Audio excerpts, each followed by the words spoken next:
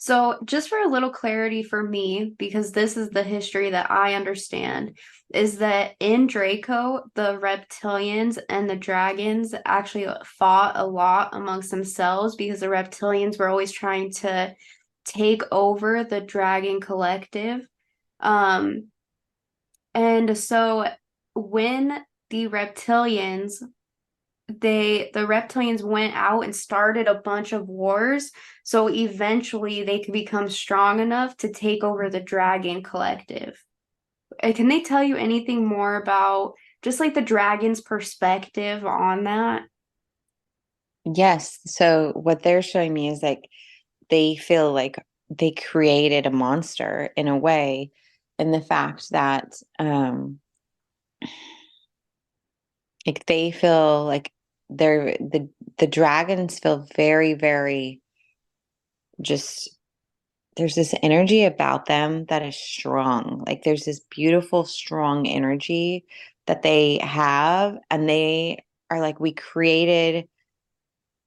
Okay. So they created the reptilians. It's almost like what's happening on Earth is, and they didn't intend for it to be this way, but the reptilians were a slave race.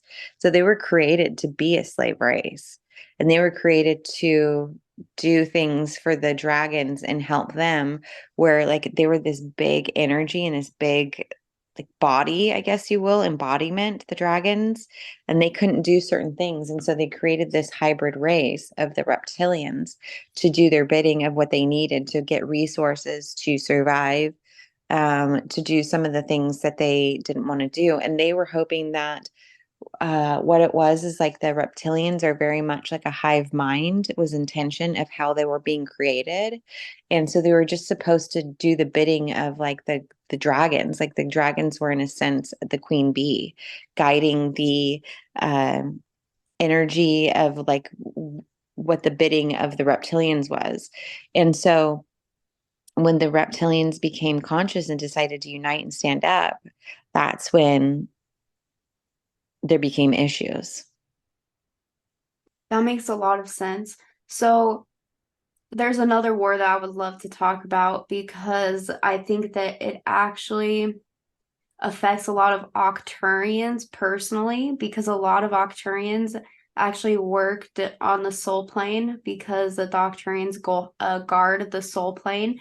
And when the reptilians decided, or the reptilians tried to take over the soul plane so they could control the souls coming in and out of this galaxy, the dragons actually fought with the Octurians to help the Octurians take hold of the soul plane.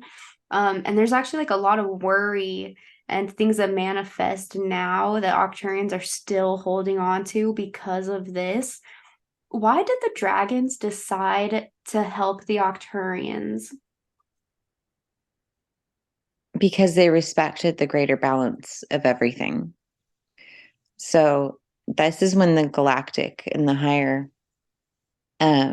dimensional beings come together, is because there becomes an imbalance in order and structure of the way things are supposed to divinely flow, are disrupted, that collectives come together to work on these projects. So just as a lot of the collectives are coming together to help with the Earth project because it affects the ripple effect of the evolutionary path and of the future of the path of these uh, not descendants but ascendants, if you will, is the word they're giving to me. Like if you think of these collectives as ascendants of what's happening here with humanity, that it directly affects them, that so does that plane of the protecting the realm and protecting the plane of which you speak, is that it directly threw off balance of the ascendance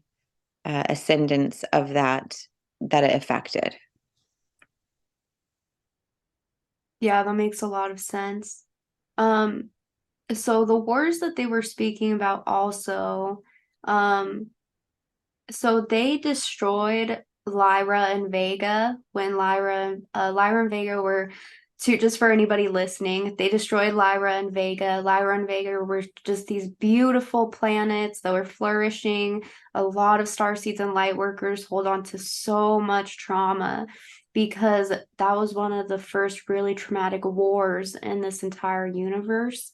And these were beings that really lived from love, and this was some of those first like really traumatic experiences. So my Arcturian self told me that we are starting to rebuild Lyra and Vega. So how come we are able to start to rebuild these planets, and how come we no longer have to worry about the reptilians destroying things around our planet or around the universe? So how are we able to rebuild the planets is the first part of that question. Yeah, Is let's that start there. okay? So what they're showing me is that everything is energy and energy cannot be destroyed or created. Everything of energy already exists. So when you think of time as being linear, that's where it becomes a little bit harder to understand the concepts of the multidimensionality of the world in the universe and the galaxies. And when something is destroyed, we are able to go and collect those energy particles of those existences, if you will, like a big net. We're going and we're collecting all the shattered remains. And what we do with that energy is we can reconstruct the energy, learning from the lessons that we've learned, applying and applicating how, like, what we do not want to experience going forward, and we can rebuild the planets using that existing energy that already is there. It's already exists. It can't be destroyed. So even though you can't see it with your eyes, in a way, the energy still exists within the realm. And so we're able to rebuild in that way. We have that technology. It's almost like reverse engineering is kind of what they're showing me, is like they kind of like break something apart, rebuilds it back together. Like it's a Lego set, is how they're kind of showing it to me. Like the pieces of the Legos still exist, even though the like you destroy whatever you had built. And so that is how they're able. And then is your second part of the question, how do we prevent? Because for one, we've already seen how they've come in and destroyed. So we're able to now know their weakness in a way. We're able to know their weakness in the fact of like what their tricks in their trick bag is. And so we're able to safeguard it in that way. And then also that the collective of the reptilians is evolving as well. And so they're understanding that their ways of existence is no longer serving them in a way. Like there's nowhere, they keep having to run. They keep having to run and hide, run and hide, run and hide. So eventually their way of existence no longer works. And so a lot of their collective, if they're because the collective wants to consciously evolve. The collective wants to make it to that next step. So if there are beings that are still going through their cycles and not learning the lesson as a collective, they're being recycled back to source. The ones that aren't wanting to evolve, because they're having to do that to release those energies from their collectives, so that the ones that are making different choices are able to help in the evolution. So they're actually learning from some of their patterns and mistakes.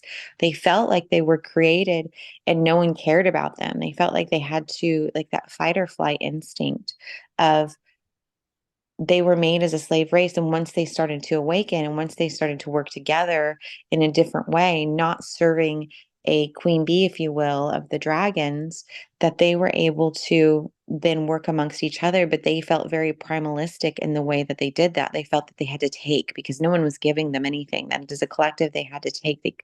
They weren't going to ask for anything because no one was going to listen to them. And so they were very takers and destructive in that way.